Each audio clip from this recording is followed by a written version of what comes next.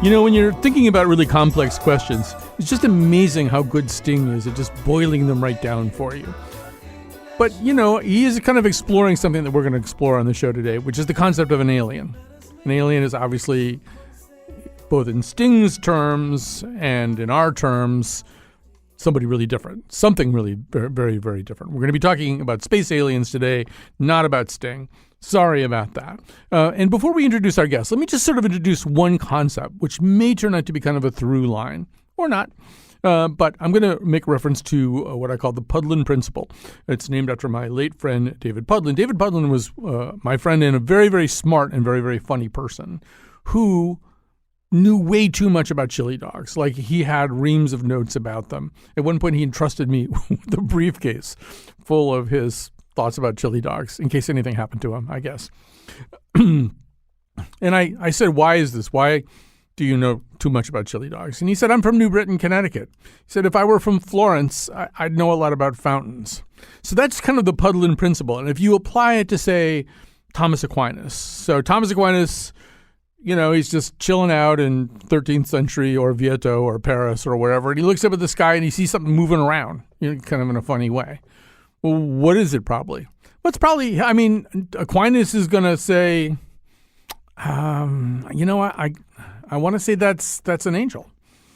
I do an uncanny Thomas Aquinas impersonation.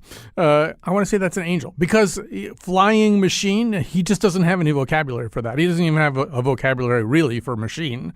Never mind flying machine, unidentified aerial phenomenon. I mean, no, he's going to say it's an angel because that's his chili dog, right? He knows what an angel, he kind of knows what an angel is.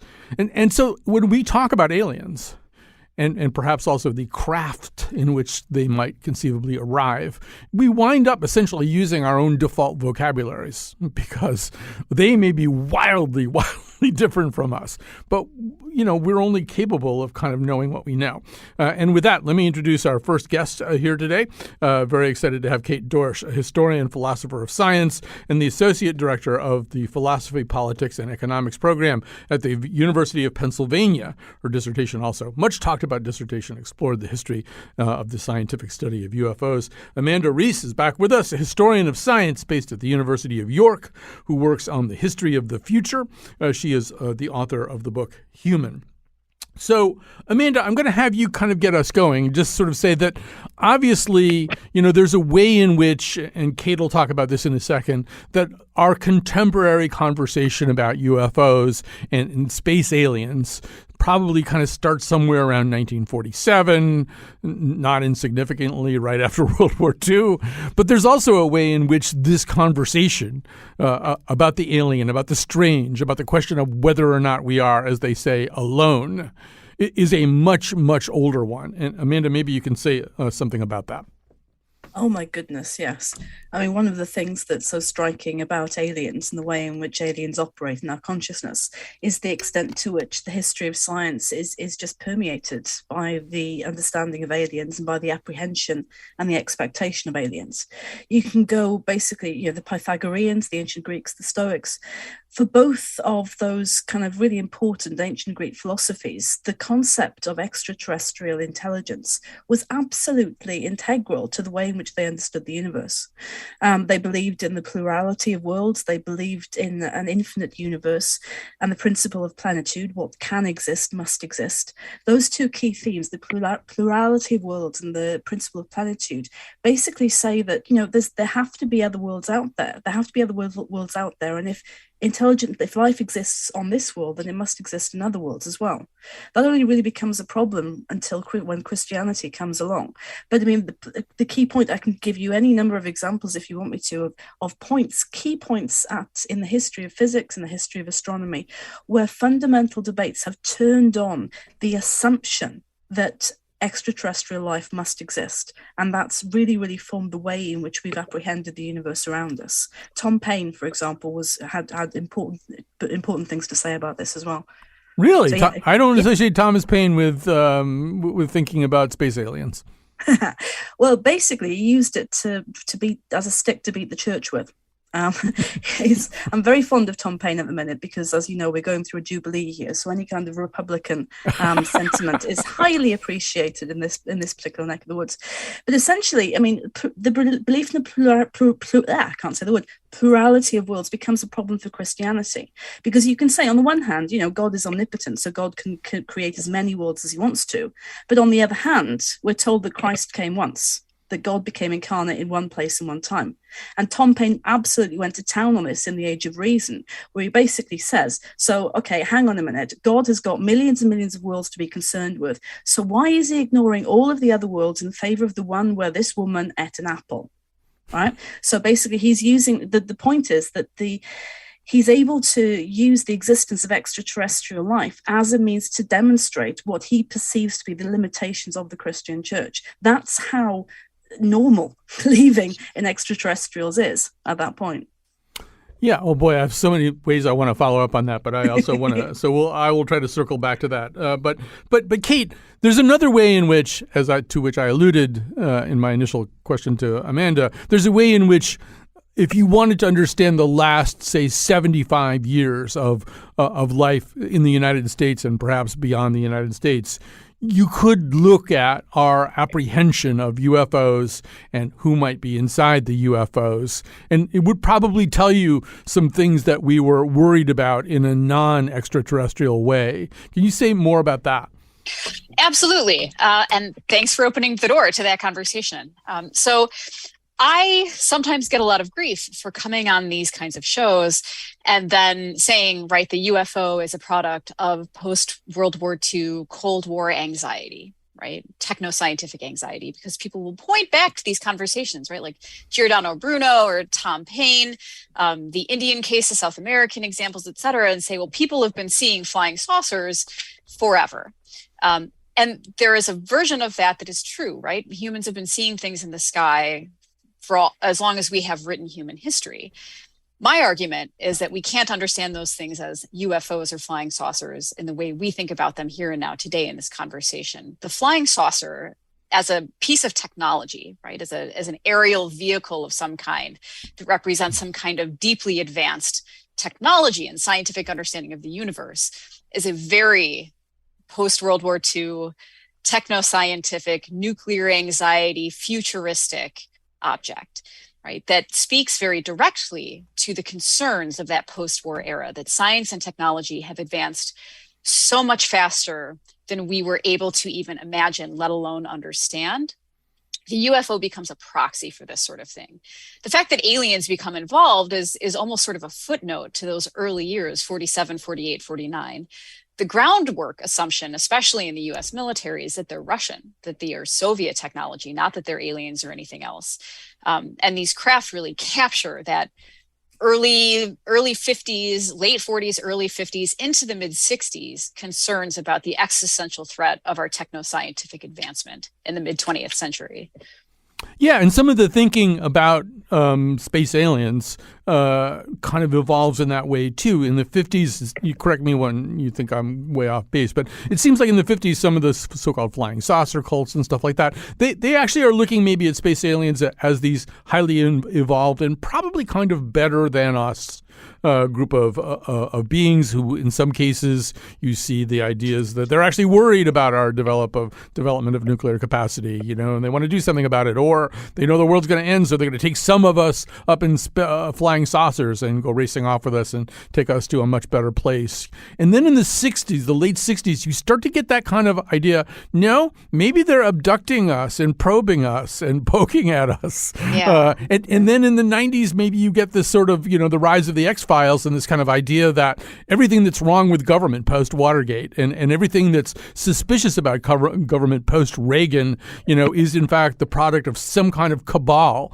of rich, influential, politically connected people who are suppressing really important information about space aliens. You can sort of see some of the iterations of our own feelings about our society emanate from some of these scenarios.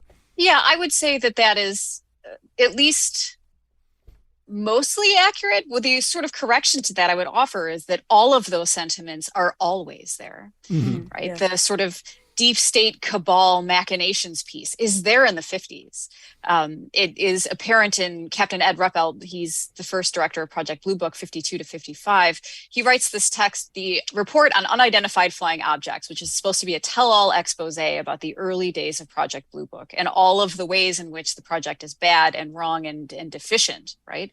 Which he blames largely on incompetency and lack of interest from the higher ups in the Air Force, right? That they are purposefully trying to obfuscate this issue and so on and so forth, right? So that sort of mistrust government cover-up piece is always there.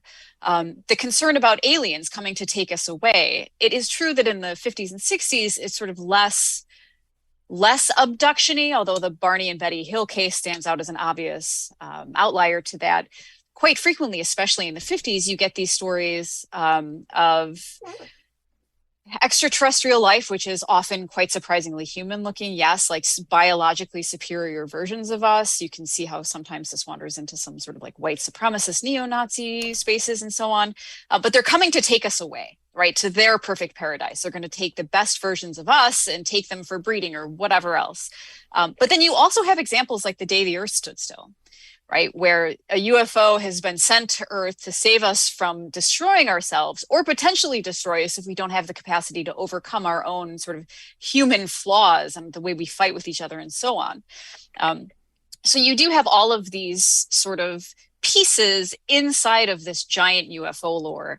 The question is more sort of what elements of that are dominant in any given decade. And these things do break up by decade pretty easily as well, which is clever. I mean, I think Kate's exactly right on that. The one thing I'd like to add into that mix about the kind of the nature of the fears and the mix of the fears and the kind of melting pot of the fears that are there is I'd want to stick in the kind of the imperialism and the colonialism and the racial element there too as well.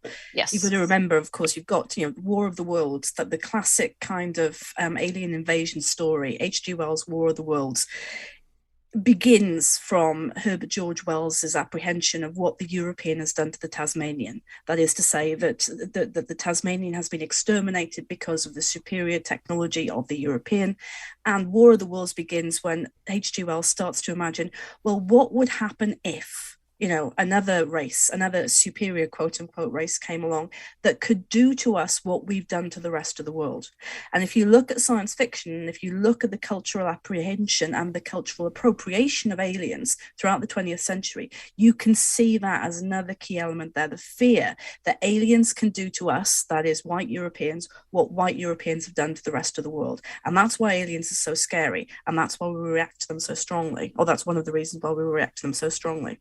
Amanda, I'd also like to just talk about this more a little bit at the level of ontology and a little bit.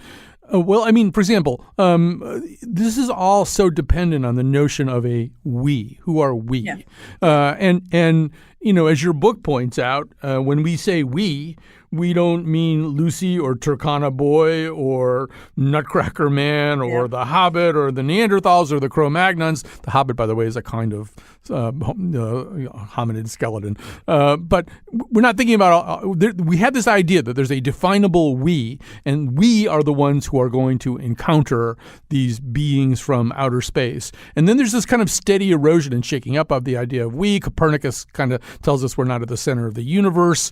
Darwin tells us we are not completely set apart from the rest of nature. We're just a product of a progression that exists within nature. Freud tells us maybe the universe had good taste in not making us the center of the universe.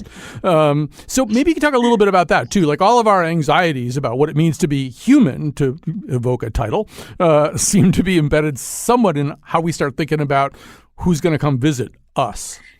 Yeah, and it goes back exactly to the point that Kate made so eloquently about the fact that UFOs are a product of that particular techno-scientific culture that we live in.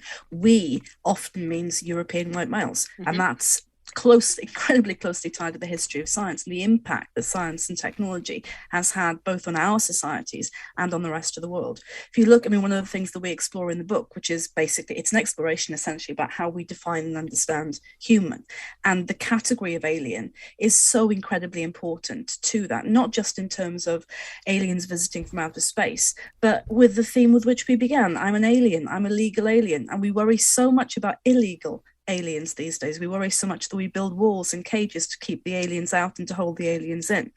And the ability to define something or someone as an alien often means, well, essentially what it means is you can deny their humanity. Back to H.G. Wells and the capacity of the alien European to destroy the Tasmanian. So, I mean, it is who we are is absolutely fundamental to understanding how we apprehend the other. The alien is, in a sense, then the ultimate other, ontologically speaking. It's the category that is not us, that is scary, that is out there, that is either going to defeat us or be defeated by us. And that kind of Darwinian notion of survival of the fittest, fight or be defeated. I mean, people, your audience is probably familiar with the three-body problem, the series of novels produced by the Chinese author. Oh gosh, and I've forgotten his name. Kate, help me out here. I can't come up with his name either, but Lou, is that his last name? Yeah, that's it. That's it. Thank you. So yeah, of course. That moment of complete mental wiper, where essentially what he's doing in that novel is exploring kind of alien invasions in the context of the contact that China had with the Western world. And that fear of contact with other cultures. Do you embrace contact with other cultures or do you fight back? Because literally, basically, the fear is of being engulfed, of essentially somebody coming along and taking the ability to speak English away from us in the same way that our predecessors took the ability to speak indigenous languages away from the populations that we contacted in the past. I think also, Kate, there's a way, and I'm going to bring up kind of an odd idea, but I listened to another interview with you in which you described yourself as a big nerd. So yeah. I don't feel bad about like throwing something at you. Yay, nerds! Yay, nerds! So there's a way in which, thinking about aliens, thinking about space aliens allows us to think, as I was saying before to Amanda, of ourselves as kind of a stable unit, right? We're sort of the same. We are a noticeable species. Everything else is sort of different, and that I think allows a lot of things to go unexamined. I mean, one real nerdy thing to think about is, well, what if the simulation hypothesis is real? What if we're actually living in a simulation right now, and we're not really all that stable? We're some kind of we're programmed by some super intelligent entity. It would actually explain a lot about why UFOs don't make that much sense, right? Like, why do they have lights on them and windows and stuff like that? Right. Or what if we are not a species but an iteration? We're in the process of becoming more and more "quote unquote" transhuman. We might be non-biological in 1,000 years. There's sort of a way in which we don't think about any of that because we just assume that whatever we are in 2022, that's what a human being is.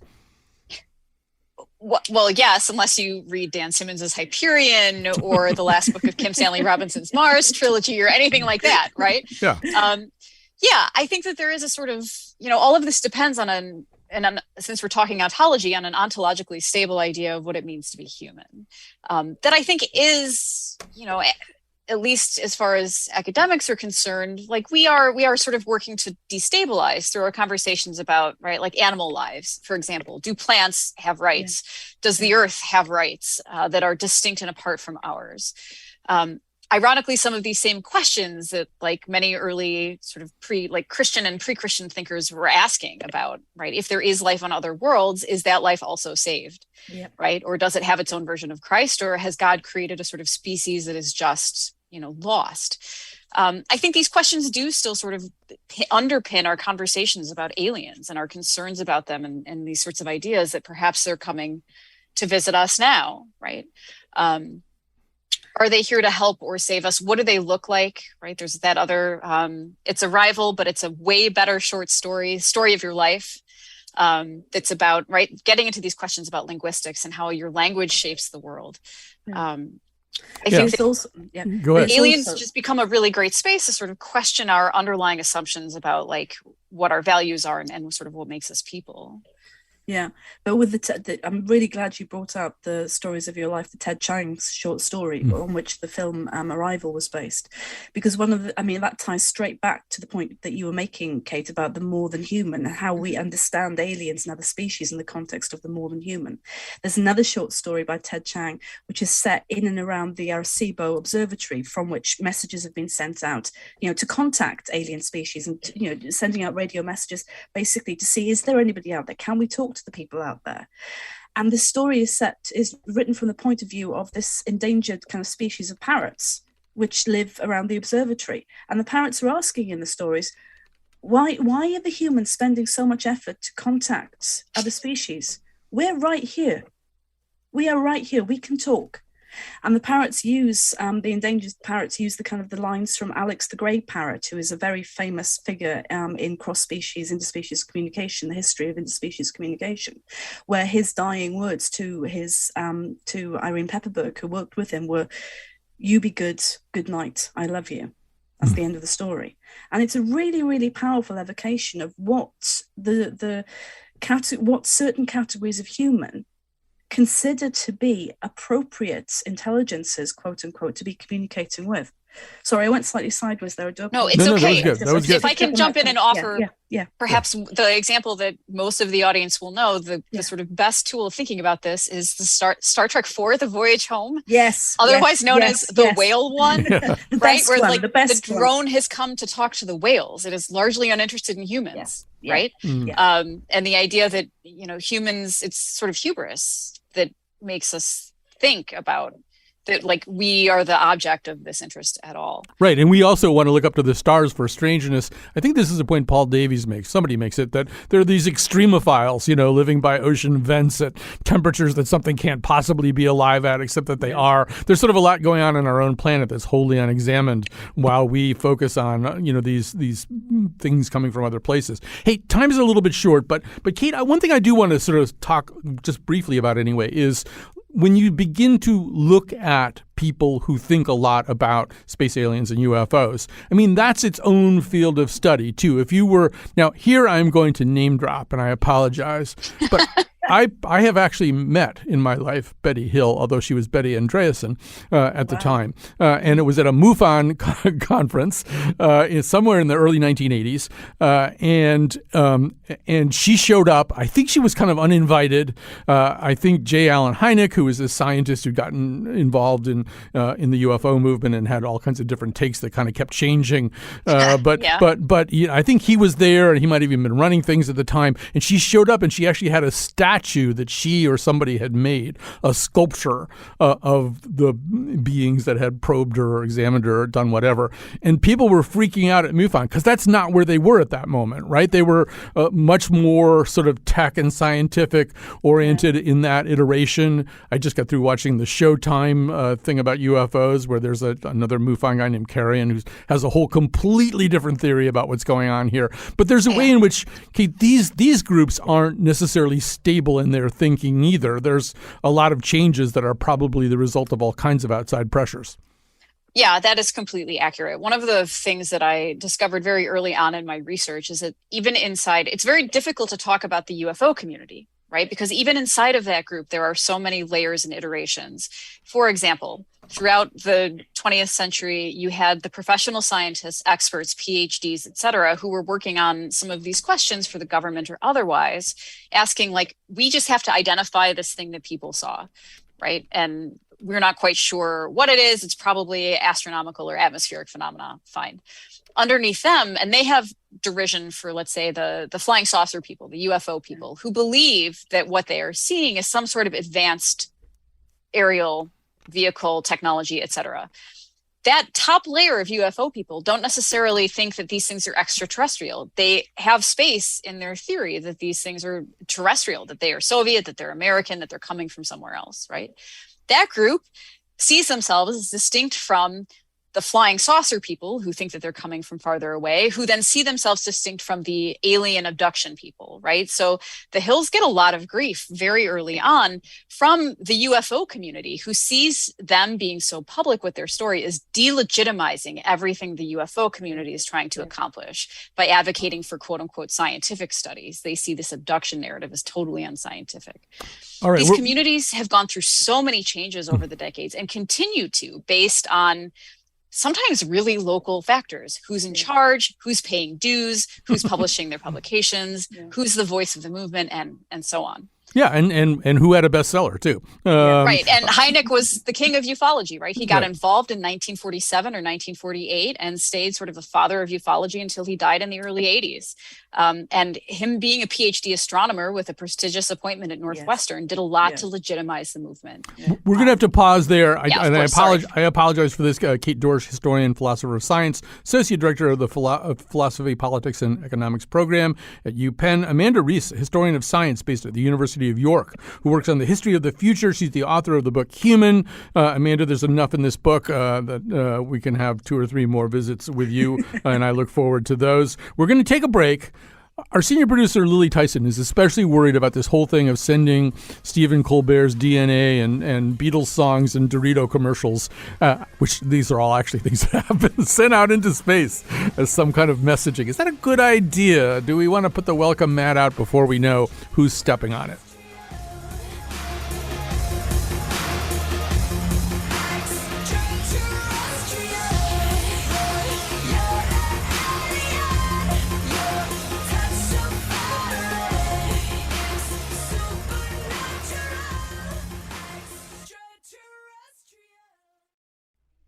All right, so with quite a bit of regularity over the recent decades, we've been sending stuff out into space, messages out into space, invitations out into space.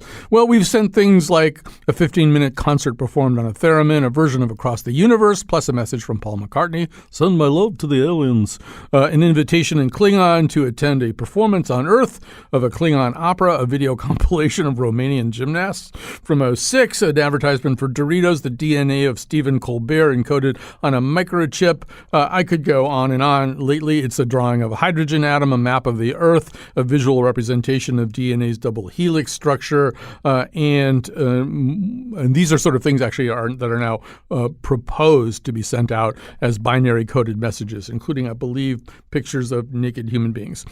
So the question might arise, and it has arisen in the mind of our senior producer, Lily Tyson. Is this a good idea? Here to explore that question with us, Seth Shostak, a senior astronomer at the SETI Institute, author of Confessions of an Alien Hunter, a scientist's search for extraterrestrial intelligence, among other books, and host of the radio show and podcast Big Picture Science. Welcome to our conversation. Thank you very much, Colin. So let's just begin with the bare bones of that question. I mean, it sort of makes sense to say, hey, here we are. Is there anybody out there? But it gets a little bit more complicated when you start thinking about what it is that we're saying. I mean, explore this a little bit for us. Well, to begin with, I don't think it matters terribly much what we say.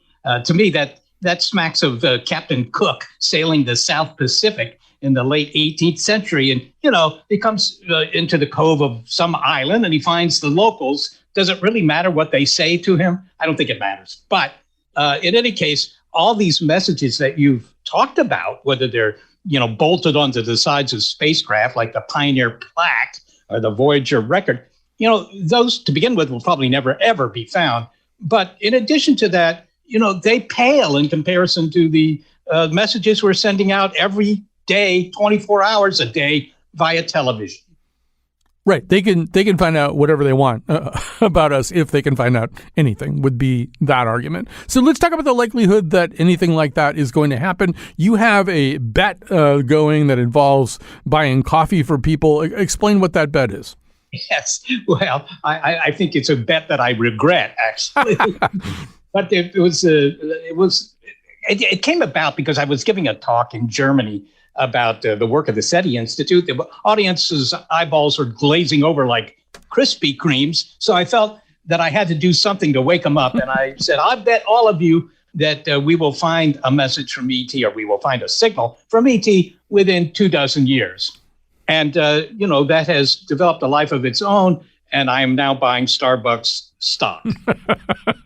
Yeah, I don't know that you can actually hedge your bets successfully that way. I don't know that it works that way, but who knows? You might be right about that. So yeah. Well, I mean, in a way, there's sort of two questions then. I mean, are we more likely to get a message from ET, or is ET more likely to get a message from us, or is there no way to intelligently evaluate that question? Well, you can say the following. I mean, obviously, for them to get a message from us, we would have to send a message, and we'd have to wait for the time it takes for the message to get to them. I mean, if they're 100 light years away, you've got to wait a century before they could have picked up the message. And if they deign to reply, another 100 years before you get a response. So, that's a long wait. Whereas if you say, look, we're new to radio. This is a technology we've had for 100 years, something like that. If you say that, then, well, okay, there could be societies out there that are literally millions or billions of years more advanced than ours. Maybe they've been broadcasting all this time for whatever reason, and let's just pick up that signal tonight instead of waiting a couple of 100 years. Yeah, so and then that kind of raises the question: what are we in it for? To the extent that we're involved in SETI, what are we in it for? Are we in it because we actually think we could have a fruitful exchange with a being or culture or civilization thousands and thousands of light years away? Are we in it because we just want to know, because that's what science is? Science is just wanting to know. Can you talk a little bit about, well, maybe your motivation in particular? Yeah, I think it's more the latter than the former. I think it's simply that we would like to know. It's like saying, well, doggone it, we discovered a continent here that we didn't know about as a European, say Africa, for example, or Australia. You would want to know what's there, right? It's just curiosity. And that's what drives what's called basic research. And I think that this is a sort of a form of basic research to try and find a signal that would tell us somebody's out there. It's just knowing things. And it turns out that that's the most fruitful avenue of research that science does. So I think that there's a long history of that, curiosity, if you will. So we want to know whether we could ever understand what they're saying or get into some sort of dialogue. That's a little dicey because, after all, I don't know that if the trilobites had an experiment, they could have talked to humans very fruitfully from their point of view. But it's a possibility that we would learn something from the exchange. Well, the other possibility and one of the other outcomes of curiosity, I'm trying to remember what Oppenheimer says at the atomic test. It's something like, what hath man wrought, or something like that. And Hawking said kind of the same thing about this kind of curiosity. You and your curiosity, you've got to go poking around out there in places where things may live that you don't know anything about. There is an argument coming from great minds like Stephen Hawking and Lily Tyson that say, don't do this. It's just an invitation for trouble. Well, I can't speak to Lily's motivation here, but I will say that, Stephen Hawking did make an offhand comment about lesser societies encountering more advanced societies, not always good. And so that's certainly true. That's simply historical. And it's based, by the way, on human experience. The aliens may have a different point of view, but whatever, right? That's certainly true. But if you're going to worry about that, if you say, look, let's not send any interrogatories, if you will, to the sky. Let's not point any powerful transmitters at the sky. Then you better start shutting down all the radars at your local airport, because they're broadcasting 24/7. So, if they're hostile aliens out there, they might pick up, LaGuardia's airport and decide to flatten our planet, which would be a trick. Yeah, no, they may show up and say, Lost should have ended after 4 seasons. It would have been so much better if they didn't do the 5th season. They may be watching our culture all the time and coming up with opinions about it. But I'd also like to know, how fast is the science and the technology changing? In other words, in terms of searching or reaching out, how much better and faster are we getting at that stuff? Yeah, well, 99% of all SETI work is listening. It's not broadcasting. We don't broadcast. We don't even have transmitters to broadcast. We leave that to, Connecticut Public Radio. Let them broadcast, right? That's going off into space. You could ask yourself, what's the consequence of that, or the potential consequence of that? But, listening is something that it might pay off tonight. That's the big advantage of it. And as far as, what we would learn, suppose we were to pick up a signal tomorrow. What would that tell us? It would tell us that life and intelligence are not some sort of miracle that only happened on this planet, but it's likely to be all over the universe. So that's an interesting thing to learn. So let's imagine for a moment, because it's not a far-fetched comparison, I don't think, that you are the Jodie Foster character in Contact. So you're one of the people that call. So you get the call. They call you up. They say, Seth, it's finally happening. We're finally getting the signal that we've been listening for. We've picked up something that really appears to be significant and real. How are you going to feel that day? Excited, scared, all of the above? Yeah, well, of course, it's a mix of things. And I can speak to this simply because we've had what you might call false alarms. Mm-hmm. Well, that's what they were, false alarms, right? Where you pick up a signal, and for the in the course of a day, you might still believe that this signal is actually what you're looking for, a signal from another society on another planet around another star. Okay. And we've had that happen, not often, but we did have that happen. In fact, in 1997, there was a signal like that. And, my reaction, I think it was not so different from others, was that I was very nervous. Suddenly, everything I had on my agenda for the next week, for the next year and maybe more, was you just wiped from the boards. You had to start over. Suddenly, your life is really shifted, right? It's like maybe like Chris Columbus, for a month, he just sees water around his ship. And then suddenly there's land. That changes everything. And this would be, I think, more profound than that. Absolutely. No, I mean, I would want to just buy some new clothes or something. I want to look nice when they get here. Seth Shostak is senior astronomer at the SETI Institute, author of Confessions of an Alien Hunter, A Scientist Search for Extraterrestrial Intelligence, host of the radio show and podcast Big Picture Science. Thanks so much for this conversation. We're going to go from there after this break to a conversation with a linguist. Let's say we do have to start, quote, talking, unquote. How are we going to do that?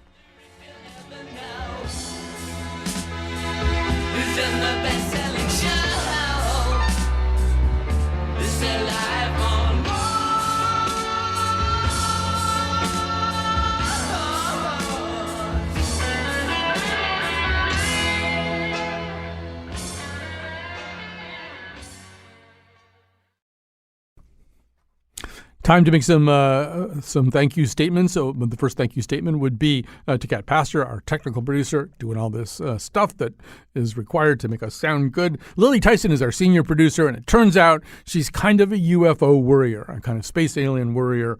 We're so glad to know that. We're interested in flaws in Lily's character or concerns or neuroses that we can exploit. And we haven't really been able to find any until now. So excited about the UFO component here. Flaw would be the wrong word anyway. All right, so let's say we have contact. Let's say we have some kind of contact with space aliens. What's that going to be like? What's it going to sound like? How are we going to communicate with them? Before I introduce our guest, let's hear, Kat, this is C1, how it sounds in the movie Arrival.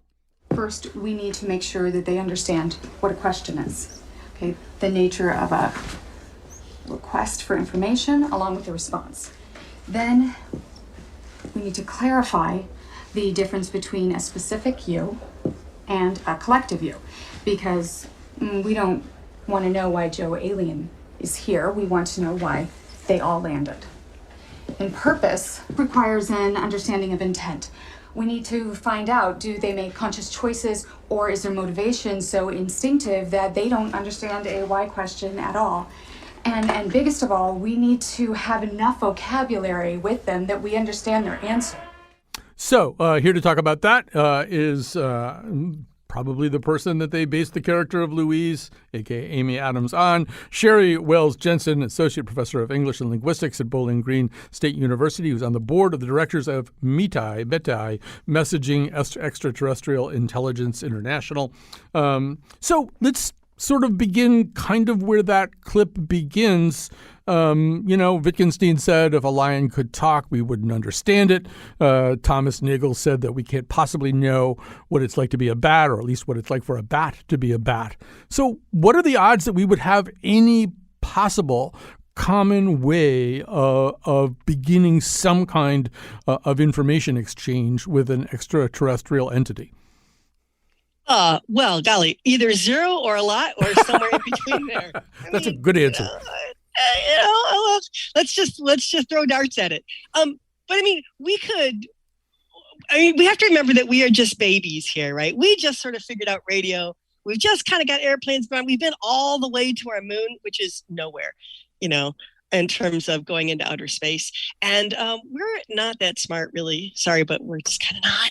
And these other civilizations, like Seth said, are probably millions of years older than we are. So, it's kind of like asking, does the toddler understand what their parents say? Maybe, kind of. It depends on how cooperative the parents are, right? So whether we would be able to understand them or not has a lot to do with whether they speak intergalactic baby talk, which, I hope they do, right? Because if they're sending a message to us, they know who we are. They know that we're not, super sophisticated. They know how long we've been sort of piddling around with radio. So I think it will depend on how cooperative they feel. If they send us a message, wouldn't they construct the message such that beings like us would understand it? That's what I would do. Well, I mean, it also kind of presupposes that we understand each other, we understand ourselves, which is not necessarily true all the time. I mean, for example, you've made the point that in some cultures, you don't say to someone who's standing to the left or to the right of somebody, you use the points of the compass. So at all times, you have to know the points of the compass relative to where you're standing. I mean, that would be something that I would have a lot of trouble doing with whoever it is from the culture who does things that way. Fair. And we are tragically bad at understanding one another. We can't even consistently be nice to one another non-verbally. We really are at the toddler stage.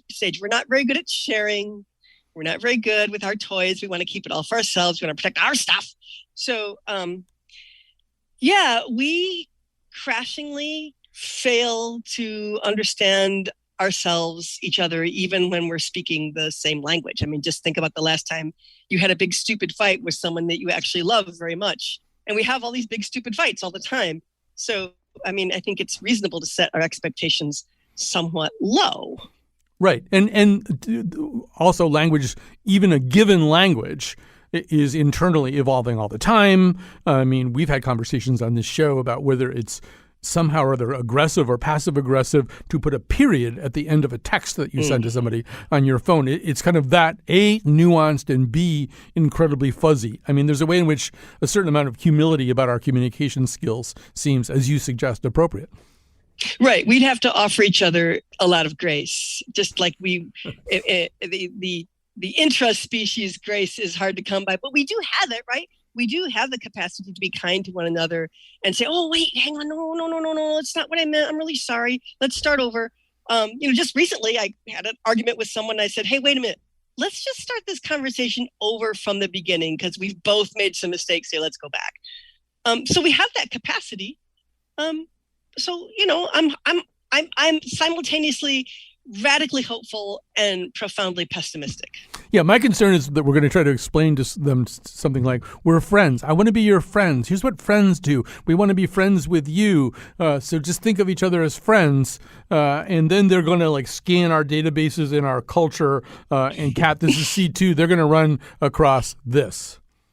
Yeah. Okay. Do you want to play rough? Okay. Uno. Say hello to my little friend.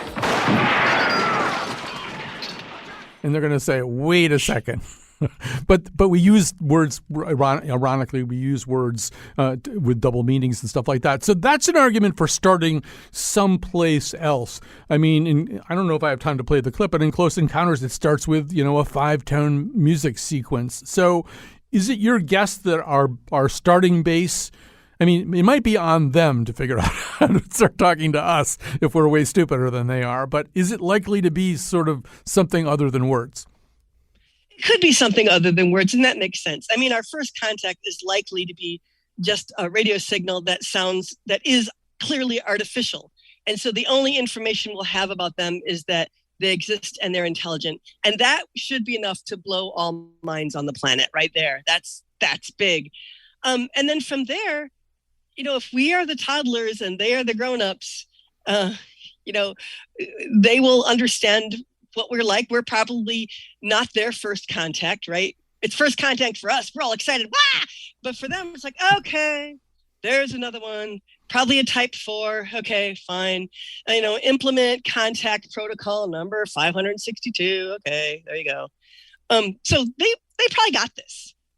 Right. So, I mean, another way to think about this, and it kind of came up in the first segment of the show, is that, we're only so at understanding the communications of non-human animals around us. We're kind of good at teaching gorillas sign language and maybe getting parrots to say certain things, but we might be better at that than we are really kind of listening to what they naturally say.